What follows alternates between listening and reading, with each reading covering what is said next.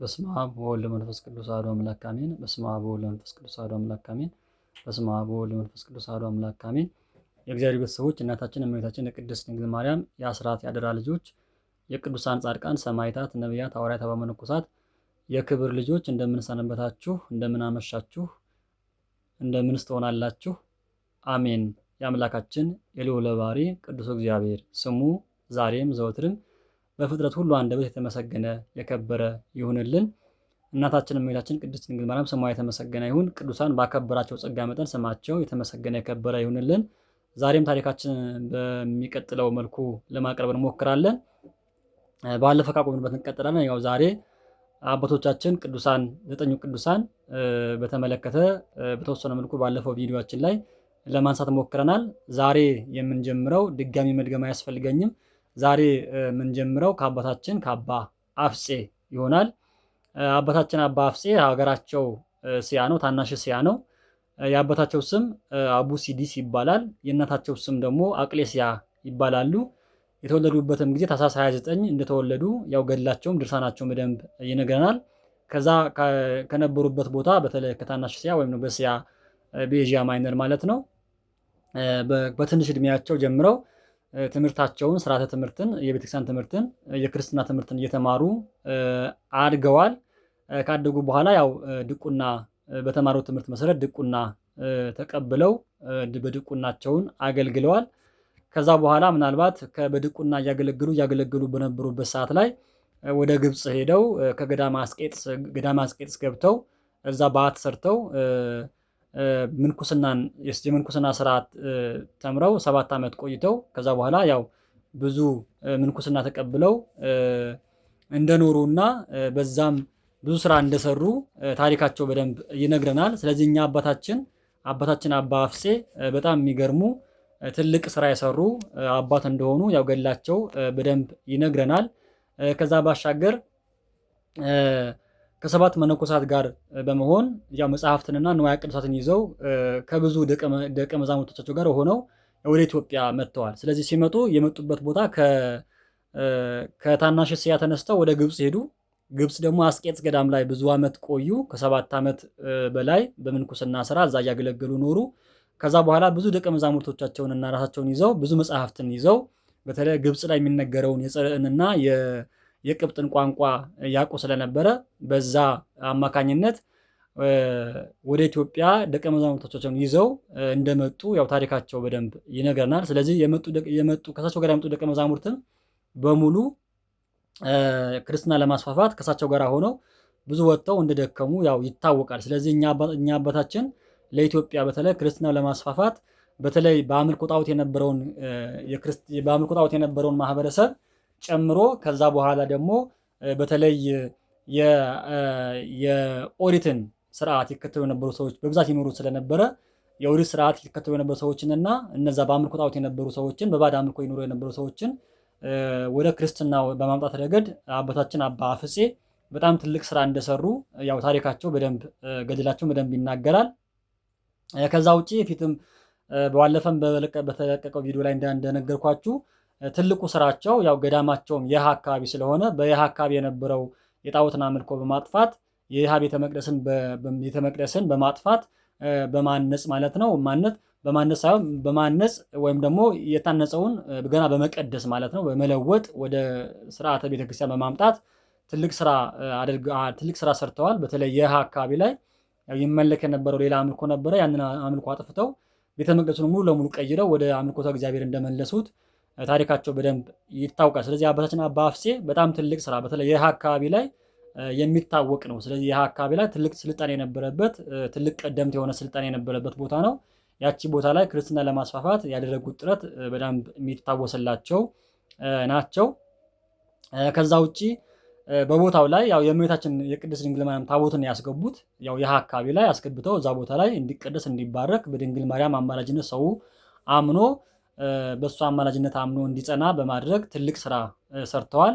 ከዛ ውጪ ያው ትልቁ ነገር ደግሞ ምንኩስናን አስፋፍተዋል። በተለይ እዛ አካባቢ ላይ ክርስትናን በማስፋፋት ረገድ ክርስትና ብቻም ሳይሆን ሰው ወደ አምልኮተ እግዚአብሔር እንዲመጣና ምንኩስና እንዲስፋፋ ያው ምንኩስና ከሌለ ጳጳስ አይገኝም። ምንኩስና ከሌለ ዲያቆናትና ካህናት ማግኘት ስለማይቻል ልክ በዛ መሰረት ምንኩስና እንዲስፋፋ ትልቅ ጥረት አድርገዋል ማለት ነው።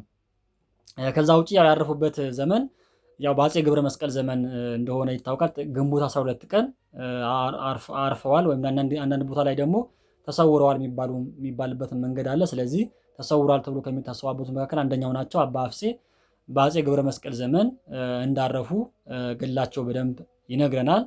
ከገድላቸው ያው በርካታ ታሪክ የያዘ መጽሐፍ ነው። ገድላቸው ላይ ብዙ ነገሮች አሉ። ብዙ ታሪክ ነክ ነገሮች እና የቅዱሳን ገድል በጣም የታጨቀበት ትልቅ ገድላቸው ነው። ስለዚህ ከኚህ ገድላቸው በጣም በርካታ ጣዖት አምላኪዎች እንደነበሩ፣ እነዚህ ጣዖት አምላኪዎች ደግሞ እንዴት እንዳጠፏቸው፣ እንዴት ወደ ክርስትና እንዳመጧቸው፣ ከዛ ውጭ ደግሞ በጣም የኦሪት ስርዓት ይከተሉ የነበሩ ሰዎች እንደነበሩ፣ እነሱን ደግሞ ወደ ክርስትናው እንዴት እንዳመጧቸው በደንብ አድርጎ የሚናገር ገድል ነው። ስለዚህ ይህን ገድል ካገኘ ነው በደንብ አንብበን እንትን ማድረግ ይቻላል። ይህን ነው ትልቁ። ስለዚህ ትልቁ ስራቸው ጣዖታትን አጥፍተዋል። የኦሪት ስርዓትን እንዲወጣና ክርስትናው እንዲስፋፋ ትልቅ ስራ የሰሩ አባት እንደሆኑ ገድላቸው በደንብ ይናገራል። በረከታቸው ይደርብን ማለት ነው። ከዛ ውጪ ቀጥሎ የምናገኛቸው አባታችን አባ ጉባ ይባላሉ። አባታችን አባ ጉባ ከአባታቸው ከቄርሎስ እና ከእናታቸው ከቴዎዶክሲያ መጋቢት 29 ቀን ተጸንሰው ታኅሳስ 29 ቀን እንደተወለዱ ገድላቸው በደንብ ይነግረናል። ያው እኛ አባት ያው ከእናታችን ማህፀን እንደወጡ ያው ሃሌሉያ ለአብ፣ ሃሌሉያ ለወልድ፣ ሃሌሉያ ለመንፈስ ቅዱስ ብለው ያመሰገኑ አባት ናቸው። በነገራችን በብዙ ቅዱሳን አባቶቻችን ታሪካቸው ስናነሳ በተለይ የኛዎቹም ትልልቆቹ አባቶቻችን እና አቡነ ገብረ መንፈስ ቅዱስ እና አባታችን አቡነ ዜና ማርቆስ እና አባታችን አቡነ ተክለ ሃይማኖት ስናነሳ ሲወለዱ ጀምሮ ስብሐት ለአብ፣ ስብሐት ለወልድ፣ ስብሐት ለመንፈስ ቅዱስ፣ ለአብ ምስጋና ይገባል፣ ለወልድ ምስጋና ይገባል፣ ለመንፈስ ቅዱስ ምስጋና ይገባል ብለው እንዳመሰገኑ ታሪካቸው ገድላቸው በደንብ ይታወቃል። ስለዚህ ከዘጠኝ ቅዱሳን መካከልም እኛ አባት በተወለዱ ጊዜ ሃሌሉያ ለአብ፣ ሃሌሉያ ለወልድ፣ ሃሌሉያ ለመንፈስ ቅዱስ ብለው ለአምላካቸው ለቅድስት ሥላሴ እንደሰገዱና እንደዘመሩ ገድላቸው በደንብ ይነግረናል። ስለዚህ እኛ አባት በጣም የሚገርሙ አባት ናቸው። ሃሌሉያ ለመንፈስ ቅዱስ ወይም ደግሞ ሃሌሉያ ለአብ፣ ሃሌሉያ ለወልድ፣ ሃሌሉያ ለመንፈስ ቅዱስ ወይም ደግሞ አሐዱ አብ ቅዱስ፣ አሐዱ ወልድ ቅዱስ፣ አሐዱ ውእቱ መንፈስ ቅዱስ ብለው ያመስግነዋል ተብሎ በመጽሐፋቸው በገድላቸው በደንብ የሚነገርላቸው ታላቅ አባት ናቸው። እኛ አባት ከሌሎቹ በተለየ መልኩ ለሥላሴ ክብር የሰጡ ለሥላሴ በደንብ ሲወለዱ ጀምረው ሥላሴን ያመሰገኑ ሃሌሉያ ብለው ያመሰገኑ ስብሐት ለአብ ስብሐት ለወልድ ብለው ያመሰገኑ ትልቅ አባት እንደሆኑ በደንብ መታወቅ መቻል አለበት። ከዛ ከልጅነታቸው ጀምሮ መንፈሳዊ ትምህርት እየተማሩ ከአባ መቃርስ ገዳም ምንኩስና የተቀበሉ አባት ናቸው። እኛ አባት ከተወለዱበት ቦታ ተነስተው ወደ ግብፅ የአባታችን የአባ መቃርስ ገዳም ገብተው በዛ ስርዓተ ምንኩስና እንደተማሩና ከአባታችን ከአባ መቃርስ ገዳም ብዙ ነገር ተምረው እንደኖሩ ያው ገድላቸው በደንብ ይናገራል። ወደ ኢትዮጵያን ከመጡ በኋላ ብዙ ታምራትን አድርገዋል ይላል ገድላቸው ላይ። በጣም በርካታ ታምራት በማድረግ የሚታወቁ አባት ናቸው። እኛ አባ ጉባ ያው ህዝቡን አሳምነዋል። ጣዖታትን እንዲጠፉ አድርገዋል። ምንኩስናን አስፋፍተዋል። ከዛ ባሻገር ደግሞ ሙታንን አስነስተዋል። ትልቁ የሚነገርላቸው ታሪክ ደግሞ ይሄ ነው። ሙታንን አስነስተዋል። ከዛ ባሻገር ደግሞ ያው የራማ ኪዳነ ምሕረትን ገዳም እንደመሰረቱም ይነገራል። ያው ትልቁ የራማ ኪዳነ ምሕረት የሁላችንም የምናውቃት ትልቅ ገዳም ናት በኢትዮጵያ ኦርቶዶክስ ተዋሕዶ ቤተክርስቲያን። ከገዳማት ታሪክ ውስጥ በጣም ጉልህ ድርሻ ያላት የራማ ኪዳነ ምሕረት ያው የእሳቸው አሻራ እንደሆነች ታሪክ ጸሐፊያንም ይመሰክራሉ። ከዛ ውጭ ያው በራማ ኪዳነ ምሕረትም ሆነው በሌሎችም ቦታዎች ሆነው በጾም በጸሎት በስግደት በማስተማር ብዙ ዓመታትን ተጋድሏቸውን የፈጸሙ አባት ናቸው። ያው በጾም በጸሎት ጠምደው ትልቅ ተጋድሎ የፈጸሙ አባት እንደሆኑ በደንብ ይታወቃል። ከዛ ውጭ ያው ግንቦት 29 ቀን መታሰቢያ በዓላቸው ይታሰባል። ቦታው ያው አባ ጉባ ትልቁ ገራልታ ጠቅራ ነቅሎ የምትባል ቦታ ያው ገራልታ አካባቢ ነው። ከዛች ቦታ ላይ ትልቅ ስራ የሰሩ ያው ገራልታ ላይ ትልቁ ታሪካቸው ያለው እዛ አካባቢ ስለሆነ እሳቸው ትልቅ ቦታ እዛ ገራልታ ላይ ትልቅ ስራ ያላቸው ትልቅ ታሪክ ያላቸው አባት እንደሆኑ እዛ ቦታ ላይ በደንብ ይታወቃል። ከዛ ውጪ ያው በርካታ ተአምራትን በማድረግ ይታወቃሉ። ያው መቃብራቸው አሁንም ድረስ ብዙዎቹ የተሳለሙ እየተፈወሱ ያሉበት ሁኔታ እንደሆነ በጣም ይታወቃል። ከዛ ውጪ የአይን ጠበል፣ የጆሮ ጠበል፣ ወደ ጆሮ የሚንቆረቆር ጠበል፣ ለልብ ህመም የሚጠጣ ጠበል ወዘተ ያለበት ታላቅ ገዳም ነው። ያው ይሄ ገዳም የገዳማቸው ትልቁ በረከት የሚሆነው ምንድን ነው? የጆሮ ችግር ያለባቸው፣ የአይን ችግር ያለባቸው፣ ድዳ መናገር የማይችሉ አፈኮልታፋ የሆኑ ሰዎች እዛ ቦታ ላይ ሄደው ጠበል ሲጠመቁና ጠበል ሲጠጡ ካለባቸው ደዌና ሕመም እንደሚፈወሱ ያው ገድላቸው በደንብ ይናገራል። ከአባታችን ከአባ ጉባ ረድኤት በረከት አምላካችን ይክፈለን። ቀጥሎ የምናገኛቸው አባታችን አባ ሊቃኖስ ናቸው። እኛ አባ ሊቃኖስ የመጡበት ሀገር ያው ቁስጥንጥንያ ነው። ባለፈው እንዳልነው ከቁስጥንጥንያ ምን የመጡት ደብረ ቆናጽል የገዳምን ያው መስርተዋል። ትልቁ ገዳም ያው በኢትዮጵያ በገዳማት ታሪክ ውስጥ ትልቁ ጉልህ ድርሻ ያለው ከነ አክሱም ጽዮን ከነ ብርብር ማርያም ከነ መርጦ ለማርያም ከሌሎችም ትልልቅ ገዳማቶችና ትልቅ አድባራት የሚተናነስ ስራ ያለው አይደለም። ስለዚህ ይሄ ገዳም ደብረ ቆናጽልን የመሰረቱ ታላቅ የወንጌል አባት የወንጌል አርበኛ ወንጌልን ያስፋፉ መጽሐፍትን የተረጎሙ መጽሐፍትን በደንብ ሰዎች እንዲገነዘቡ ያስተማሩ ትልቅ አባት ናቸው። ሰዎች ከነበሩበት የኦሪት እምነት አውጥተው ወደ ክርስትና እንዲመለሱ ትልቅ ስራ የሰሩ አባታችን እንደሆኑ በደንብ መታወቅ አለበት። ከዛ ውጪ ለ21 ዓመታት ያው በተጋድሎ በኢትዮጵያ ኖረዋል። ለ21 ዓመታት በተለይ ደብረ ቆናጽል ላይ ደብረ ቆናጽልን ብቻም ሳይሆን ሌሎች ገዳማቶችን ቦታዎች ላይ የተዘዋወሩ ለ21 ዓመታት በኢትዮጵያ ብርሃን ሆነው ያሳለፉ ታላቅ አባት። ገዳማቸው እጅግ በጣም በደን የተሸፈነ ገዳም ነው። የደብረ ቆናጽል የሚባለው ገዳም በጣም ትልቅ ልክ በዛሬው አጠራር ምናልባት ሁላችንም እንደምናስታውሰው ደብረ ሊባኖስን ብንሄድ ዝቋላን ብንወጣ ምድረ ከብድን ብንሄድ ሌሎችም ትልልቅ ገዳማትን እንኳን ብናይ ትልልቅ ዋሻዎች ጥቅጥቅ ያሉ ደኖች አሉና ልክ እንደዚሁ ይሄ ገዳም ደብረ ቆናጽል በጣም ጥቅጥቅ ያለ ደን ያለበት ቦታ እንደሆነ ይታወቃል። ደብረ ቆናጽል ማለት የቀበሮ ተራራ ማለት ነው። ይህ ገዳም ጣሊያን በግፍና በሚያሳዝን ሁኔታ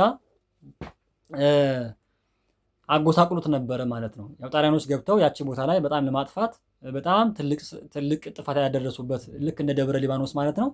ትልቅ ጥፋት ያደረሱበት ገዳም ነው። መነኮሳቱም ያው በከፊል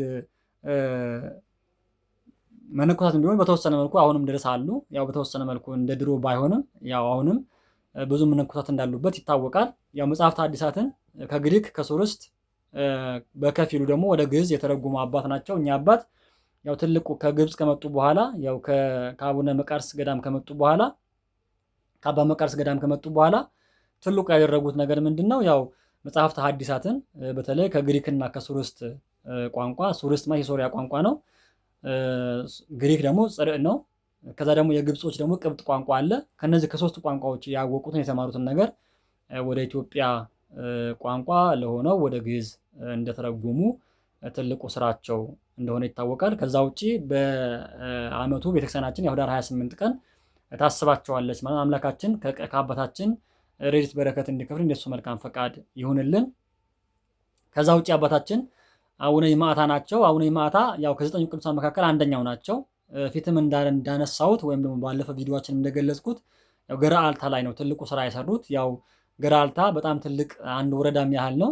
በጣም ተራሮች የበዛበት በጣም የሚያማምሩ ቀያይ ተራሮች ያሉበት ቦታ ነውና ያቺ ቦታ ላይ እኛ አባት በጣም የተጋድሎ ቦታቸው ነው። አቡነ ይማዕታ በቃ እዛ ቦታ የእሳቸው ስም ሲጠራ ገራልታ ሲነሳ አቡነ ይማዕታ አብሮ የሚነሱ እንደሆኑ በደንብ መታወቅ መቻል አለበት። ከዛ ውጪ በኢትዮጵያ ያው ገራልታ ወረዳ ውስጥ ጎህ ተብሎ በተባለ ቦታ ላይ በርካታ ሐዋርያዊ ስራዎችን ሰርተዋል። ከአክሱም ተነስተው አብ ጎህ፣ ወልድ ጎህ፣ መንፈስ ቅዱስ ጎህ ብለው ያው በቅዳሴ ማርያም እያዜሙ ከዛሬ የጎህ መንደር ነጋባቸው ይባላል። በዚህ የተነሳ የመንደራቸውን ስም ይኩን ስምኪ መካነ ጎህ ብለው ሰይመዋታል።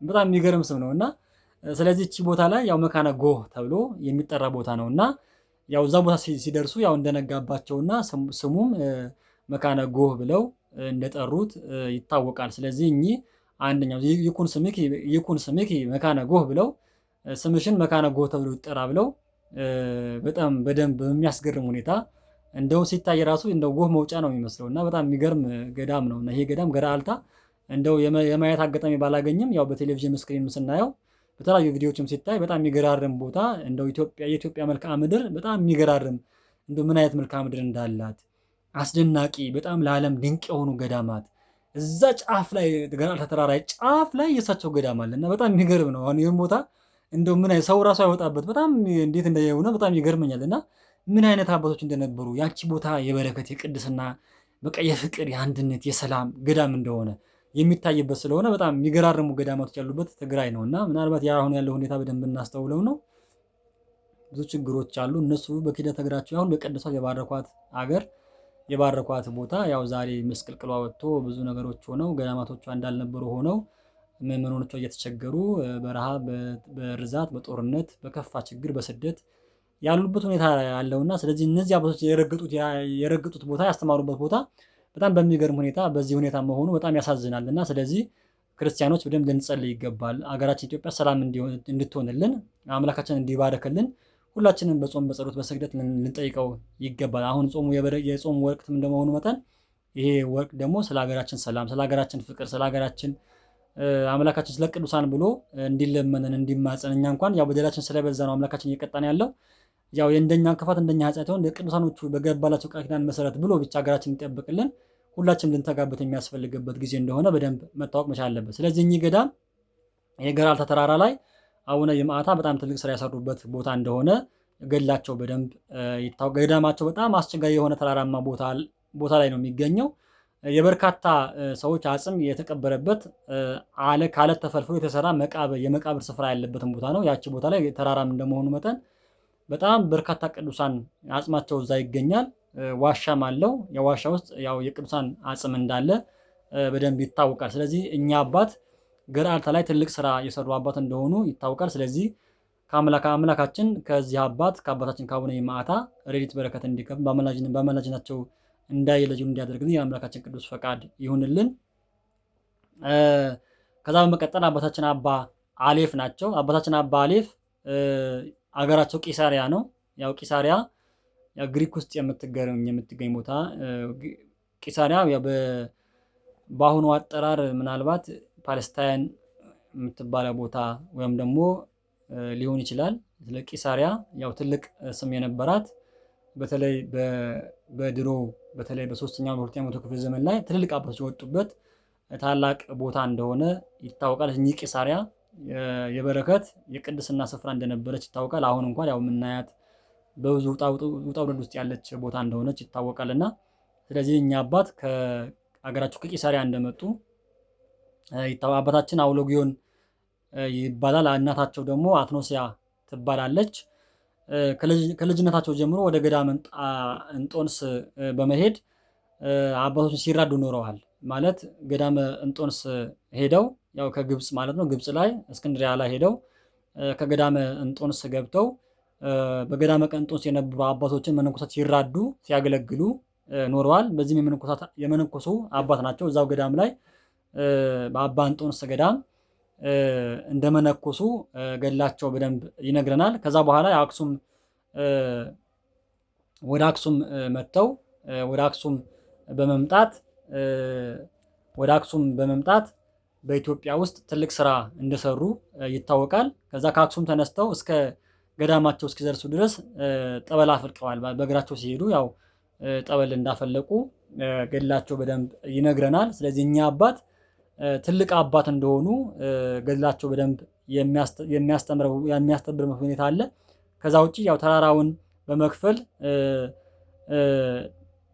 ይመለክ የነበረውን ዘንዶ እንዲገደልም ትልቅ ስራ ሰርተዋል። ስለዚህ እኚህ ቦታ ያው ገዝተው በተለይ መግደልን ብቻ ሳይሆን እዚህ ቦታ ላይ ዘንዶን እንዳይመጣ ብለው ዘንዶን እንደገዘቱ ገድላቸው በደንብ ይነግረናል። ስለዚህ እዛ ቦታ ላይ ዘንዶ በፍጹም እንደማይቀርብና እንደማይመጣ ያው እሳቸው ስለገዘቱት ማለት ነው።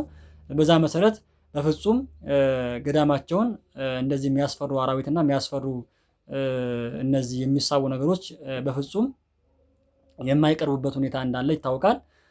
ምናልባት በቦታው ያው 500 መነኮሳት እንደነበሩ ታሪካቸው በደንብ የሚታወቅበት ሁኔታ አለ። ያው እኚህ ገዳማቸው ላይ በጣም በሚገርም ሁኔታ በጣም የመነኮሳት ቦታ እንደነበረ ነው የሚታወቀው። ስለዚህ እኛ አባት በገድላቸውም የመነኮሳት ሁሉ አባት ወይም ደግሞ ብዙ መነኮሳት ያፈሩ ታላቅ አባት እንደነበሩ የሚታወቅበት ሁኔታ አለ ማለት ነው። ከዛ ውጪ እኛ አባታችን አባ አሌፍ በ70 ዓመታቸው መጋቢት 11 ቀን ቃል ኪዳን ተቀብለው አርፈዋል። ያው እረፍታቸው መጋቢት 11 ቀን እንደሆነ ታሪክ ወይም ደግሞ ገድላቸው በደንብ ይነግረናል። ስለዚህ በ70 ዓመታቸው እንዳረፉ ገድላቸው በደንብ ይናገራል። ከዛ ውጭ የመጨረሻው አባታችን አቡነ ጽህማ ናቸው። አባታችን አቡነ ጽህማ ጽህማ ማለት ጺማቸው ረጅም የሆነ ማለት ነው። በነገራችን ላይ ያው ጽህማ ማለት ጺማም እንደማለት ነው እና ጺማም እንደማለት። ስለዚህ ሀገራቸው አንጾኪያ ወይም ሶሪያ ነው። የአባታችን አንጢቆስ ይባላል። እናታቸው ሳራ ትባላለች። ከሶሪያ ደጋግ ከሆኑ ቤተሰቦች የተወለዱ አባት ናቸው። ከዛ ውጭ ወደ እንጦንስ ገዳም ሄደው ስርዓተ ምንኩስናን ተቀብለዋል። ያው ከሶሪያ ተነስተው ወደ ግብፅ ወርደው ከአባ እንጦንስ ገዳም ገብተው ምንኩስናን እንደተቀበሉ ታሪካቸው በደንብ ይነግረናል። ከዛ ውጭ ያው ደብረ ሀንታ በተባለ ቦታ ብዙ ተጋድሎ የፈጸሙ ታላቅ አባት ናቸው። ደብረ ሀንታ የሚባለው ቦታ ላይ ትግራይ አካባቢ የሚገኝ ትልቅ ቦታ ነው። እዛ ቦታ ላይ በጣም ትልቅ ስራ የሰሩ ታላቅ አባት ናቸው። ያው ደብረ ሀንታ በተለይ በኢትዮጵያ ገዳማት ታሪክ ውስጥ ትልቅ ስፍራ የሚሰጠው ትልቅ ቦታ ነው። ስለዚህ ደብረ ሀንታ ላይ በጣም ትልቅ ስራ የሰሩ ብዙ ገዳማትን ብዙ መነኮሳትን ያፈሩ የብዙ መነኮሳት አባት ሆነው የኖሩ ታላቅ አባት እንደሆኑ ያው ገድላቸው በደንብ ይመሰክርልና ስለዚህ በርካታ ታምራት የሚያደርግ ጸጋም የነበራቸው አባት ናቸው። ያው በጣም ታምራት በማድረግ የታወቁ አባት። ስለዚህ ጸጋቸው በጣም የተለየ ነው። ስለዚህ በጣም በርካታ ጸጋ በማድረግም ጸጋ የተሰጣቸው አባት ስለነበሩ የታምራት ጸጋም ተሰጥቷቸው ነበር። ስለዚህ ትልቁ ጸጋቸው ታምራት የማድረግ እንደነበረ በደንብ ይታወቃል። ከዛ ውጪ ከሁሉም ሽማግሌ አባት የሆኑ ናቸው እና ከሁላቸውም ከዘጠኙ ቅዱሳን መካከል በእድሜም በጣም በሽምግልናም ትልቅ ጠና ያሉ በጣም እድሜያቸው የገፋ አባት እንደነበሩ ይታወቃል። ስለዚህ አቡነ ዘበሰማያት የሚሰጡበትና የሚያሳርጉ እሳቸው ነበሩ። ማለት ሲገናኙ አቡነ ዘበሰማያት እያሳረጉ ወይም ደግሞ አባታቸው የሚለው ጸሎትን የሚያሳርጉ ያው እሳቸው እንደነበሩ ያው በደንብ ይታወቃል። ስለዚህ ሲሰባሰቡ ሲገናኙ ጸሎት ሲያደርጉ ሲያሳርጉ እሳቸው ያሳርጉ እንደነበረ ያው ገድላቸው በደንብ ይነግረናል። ከዛ ውጪ ያው በጣም በርካታ ቦታዎች ላይ ሰዎችን ሰብስበው ማስተማር ጹሙ፣ ጸልዩ፣ ንስሐ ግቡ እያሉ ሲያስተምሩ ሽፍቶች ያው ገለዋቸው ነበረ። የሚገርማችሁ ነገር የቦታውም ጻቁያት በሚባል ቦታ ላይ ሰዎች ጾሙ፣ ጸልዩ፣ ንስሐ ግቡ፣ ለእግዚአብሔር ታዘዙ፣ ወደ ክርስትና ተመለሱ ብለው ሲያስተምሩ ሽፍቶች ያገኟቸውና ይገሏቸዋል። ከዛ ከገደሏቸው በኋላ ያው ቅዱስ ሚካኤል በሶስተኛው ቀን እንዳስነስቷቸዋል። በሶስተኛው ቀን ማለት ነው። ቅዱስ ሚካኤል ሽፍቶች ከገደሏቸው በኋላ በሶስተኛው ቀን እኛ አባት ቅዱስ ሚካኤል መጥቶ ያው በተራዳይነቱ መጥቶ በሶስት ቀን እንዳስነሳቸው ያው ገድላቸው በደንብ ይነግረናል። በኋላም ሽፍቶቹ መጥተው አገልግለዋቸዋል። የሚገርመው ነገር ደግሞ የገደሏቸው ሽፍቶች ከ3 ቀን በኋላ ሲነሱ ያው የገደሏቸው ሽፍቶች መልሰው መጥተው እንዳገለግሏቸው ታሪካቸው በደንብ የሚናገርበት ሁኔታ አለ ማለት ነው። ከዛ ውጪ አባ ጽህማ ያው እጽ ተክለው በአንድ ቀን አብቅለው አክስለው ፍህም አፍመው ለሰርክ ቅዳሴ አድርሰዋል። በጣም ትልቁ ነገር የሚነገራቸው ደግሞ ይሄ ነው። በአንድ ቀን ዛፍ ተክለው አጽድቀው ፍሙ ወይም ደግሞ ከስሩን አክስለው ለማታ ለሰርክ ቅዳሴ ያው እንዲደርስ ትልቅ ስራ አድርሰዋል። ስለዚህ ይሄ ትልቁ ታምራታቸው። ሌሎችም በርካታ ታምራቶች አላቸው፣ ግን እንደው ለተወሰነ መልኩ ለማንሳት ያህል ነው እንጂ ያው ትልቁ ብዙ ነገሮች ገድላቸው ስናነብ ብዙ ነገሮች የምናገኝ ታሪካቸው ሲነበብ ያው ብዙ ነገሮች ያላቸው አባቶች ናቸው። ከዛ ውጪ የእግዚአብሔር መልእክትም ይታያቸው ነበር ይባላል። ምናልባት የሚመጣው ነገር የእግዚአብሔር መልእክት ይታያቸው ነበር ይላሉ። ያያሉ በቃ ማለት በመንፈስ ይረዳሉ እና ይሄ በጣም ትልቅ ጸጋ ነው። ስለዚህ የእግዚአብሔርን መልእክት በቃ ምን ጊዜ አምላክ ምን አመጣ፣ ለህዝቡ ምን አደረሰ፣ መቅሰፍት ነው፣ ቸርነት ነው፣ ርህራሄ ነው፣ ይቅርታ ነው፣ ፍቅር ነው፣ አንድነት ነው እያሉ የሚመጣውን የእግዚአብሔርን ጸጋ የእግዚአብሔርን መልእክት ያውቁ እንደነበረ ያው በገድላቸው ተጽፎ የምናገኘው ይሆናል። ባለረፍታቸው ያውቁ ነበር ማለት ነው። አንዱ ትልቁ ነገራቸው ደግሞ እግዚአብሔር አምላክ መቼ እንደሚጠራቸው ያውቁም እንደነበረ ለደቀ መዛሙርቶቻቸውም በዛው ይናገሩ እንደነበረ ይታወቃል። ስለዚህ የካቲት ጥር 16 ቀን ያው በክብር አርፈው ተቀብረዋል። ስለዚህ ከነዚህ አባቶቻችን አምላካችን ቅዱስ እግዚአብሔር ረድኤት በረከት እንዲከፍል እንደሱ መልካም ፈቃድ ይሁንልን። ምናልባት ከብዙ በጥቂቱ በጣም አጠር አድርጌ ነው ሩጬ ነው እንትን ያደረኩት። በጣም ትልቅ ገድል ያላቸው አባቶች ናቸው። ምናልባት የአንዳቸው ገድል እንኳን በጣም ብዙ ጊዜ የሚፈጅ ነገር ነው። ግን ታሪክ ስለሆነ የተወሰነ ቀመስ ቀመስ እያደረግን ነው የምንሄደው። ያው ሰው እንዲያነብና እንዲገነዘብ ስለሆነ የምፈልገው። ስለዚህ ከዚህ አንጻር ነውና የዘጠኙ ቅዱሳን ታሪክ በተወሰነ መልኩ ያው ይሄንን ነው የሚመስለው። አጠር አጠር አድርገን ነው እንደነገርኳችሁ በጣም አጠር አጠር አድርገን ነው ያቀረብነው። በጣም በርካታ ነገሮች የሰሩ ስራዎች በጣም በርካታ ስራ የሰሩ አባቶች ናቸው። ግን ደግሞ ይህን ነገርም ይወራን ቢባል በጣም ብዙ ጊዜም ብዙ ሰዓትም ስለሚፈጅብን ከብዙ በጥቂቱ ካለው ትንሽ ከተለያዩ ታሪኮች ቀጨብጨብ አድርጌ ነው ያቀረብኩላችሁና አምላካችን ቅዱስ እግዚአብሔር አሁንም በቸርነቱ በይቅርታው ከነዚህ አባቶቻችን በረከት እንዲያሳትፈን የእሱ መልካም ፈቃድ ይሆንልን። በአማላጅነታቸው ሀገራችን ኢትዮጵያ እንዲጠብቁልን፣ ተዋሕዶ ሃይማኖታችንም እንዲጠብቁልን የእሱ መልካም ፈቃድ ይሆንልን። አምላካችን በቸርነቱ በምሕረቱ በይቅርታ ጎብኝቶ በሰማነው 30 60 100 የዓመት ፍሬ አፍርተን የመንግስቱ የክብሩ ቀዳሽ እንዲያደርገን የአምላካችን ቅዱስ ፈቃድ ይሆንልን። የአብ ቸርነት፣ የወልድ ፍቅር፣ የመንፈስ ቅዱስ ኃይል አንድነት፣ የእመቤታችን የቅድስት ድንግል ማርያም አማላጅነት፣ የቅዱሳን መላእክት ፈጣን ተራዳኢነት፣ የቅዱሳን ጻድቃን ሰማዕታት፣ ነቢያት፣ ሐዋርያት፣ አበው መነኮሳት ረድኤት በረከት ከሁላችን ጋር ይሁን። ይቆየን።